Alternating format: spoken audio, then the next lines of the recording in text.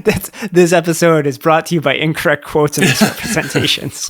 Famous people misquoted. Thanks. Famous people misquoted this episode.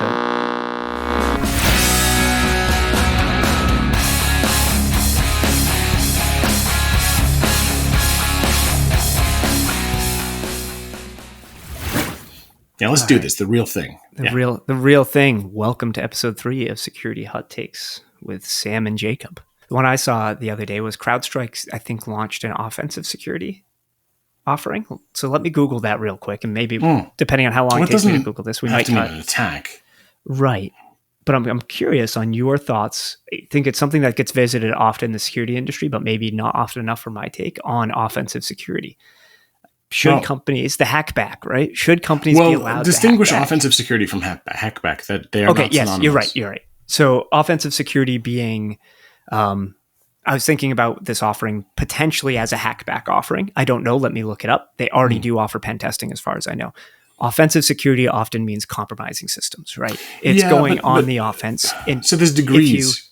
There's degrees of offensive security, right? Right. There's like scanning of your own environment. There's penetration testing. There's also red teaming, purple teaming. And then there's ethical hacking, right? Which bug bounties. And then there's on the full spectrum, there's hacking. But there's also takedown services, which aren't quite hackback. It's to end an active operation or service. The government just did this. The FBI just took down a bunch of bots, cybercrime bots. Yeah, I think it was Quackbot was the one. That's right. And there's also retroviruses, which border on vigilantism.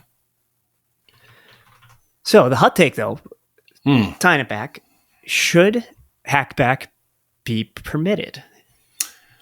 Look, unless the world significantly changes, I'm against it. I'm against it because then you wind up with too much noise and chaos. And I don't believe that any company can stand up to a nation state.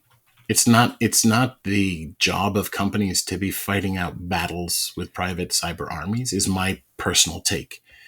It's also not it's not really legal in most jurisdictions at the moment. Of course, that can be changed, but the evolving landscape might require something different. I just think that in today's world, companies should not be wasting significant portions of their P&L becoming offensive shops or consulting to do so, because attribution is not perfect and false flags happen, and it's a lot of resources.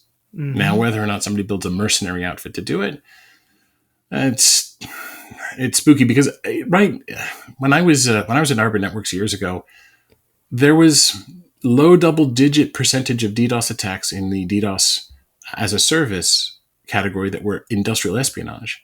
Right. So as companies develop an arm that can do this, it'll be awfully tempting to use it for industrial purposes as opposed to for just hack back.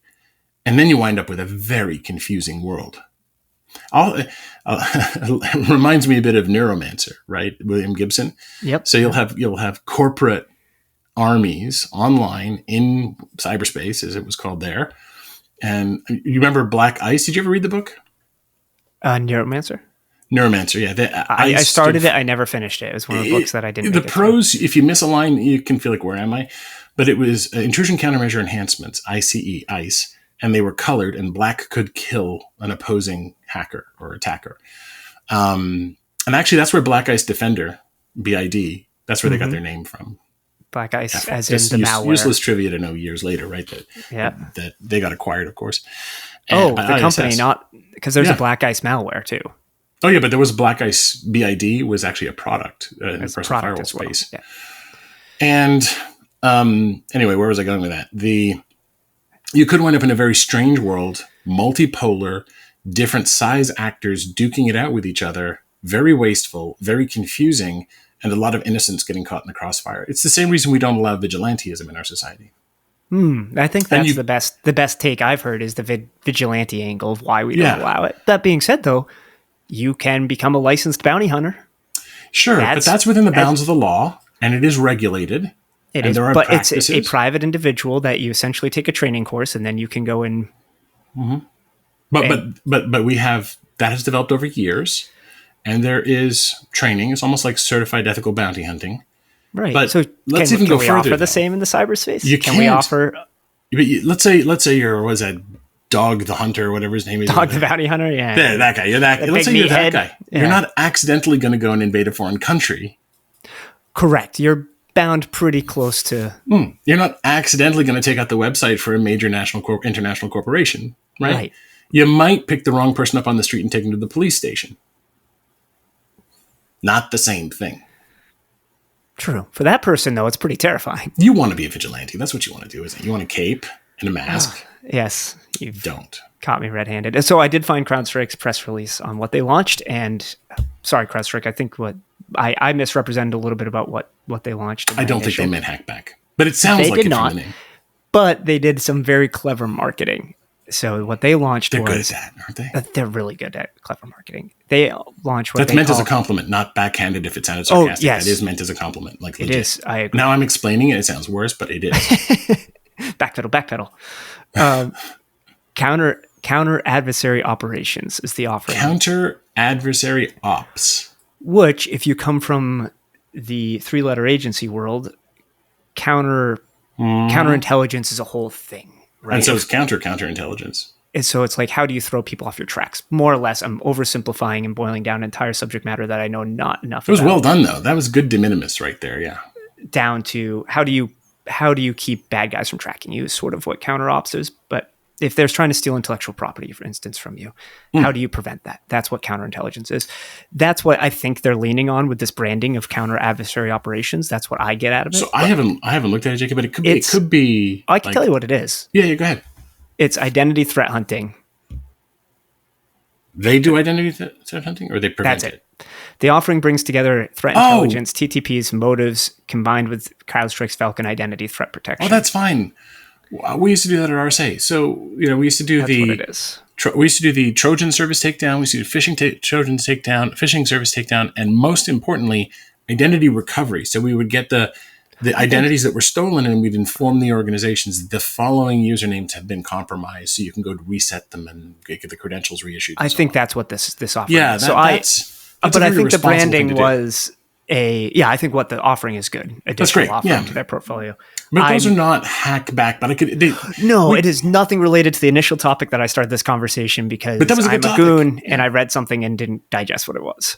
No, but it led somewhere interesting. However, there is a continuum of, shall we say, aggressiveness. Yeah, how far forward you lean, and that is further forward leaning. It's outside the building. It goes. So if you think of like defender's space, neutral space, and aggressor space, you're getting into aggressor space, but it's not vigilantism and it's not hack back. It is actually serving a meaningful purpose to protect identities and it is a passive. Yeah, and it's not vengeance and it's not détente or anything like that. It's not that sort of thing. Right. So I had this quote, right? And I think I'd shared it with you previously because of just some I'm blanking work on what I was doing. Bring it. Yeah, this is from your big book, right? This is the big book of Jacob Berry that will survive the apocalypse and will be all that's left. It'll be called Meditations in 1,000 Years. Yeah. Yeah, Jacob Berry's Meditations. That's this book it's a bunch of quotes that I've mostly stolen, and some I've actually generated myself of things that I think are important to remember. Good. Can you generate quotes, or do you just say things and then they become quotes when people? No, you know what? Who cares? Move on. We're meta of meta now. So this is a little bit meta, a comment on sort of hot takes in general. And I was thinking about it the other day, and so I was reflecting on this quote. And the quote is, "Our culture has accepted 2 huge lies.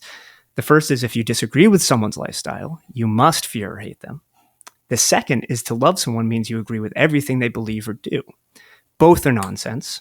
You don't have to compromise convictions to be compassionate." So that was the one I was reflecting on the other day, and I thought it was a great meta insight into hot takes, right? Because people aren't going to agree with everything we talk about in the hot takes platform, right? Right. Well, I think people have to, well, first of all, I didn't just do it, but we should pause and listen and internalize what people are saying and realize we're not threatened when they think something or say something or feel something. Like, too often, I think people feel like they're under attack. It's sort of like when you get advice. First of all, I always, when I feel like I need to give someone advice, I always go, hey, I have to apologize. I'm about to give you unsolicited advice, right? Because if they're not asking for it, they may not be after it, right? So when they ask for it, though, like my brother says there are people called assholes, which is they ask you for advice and then they don't take it.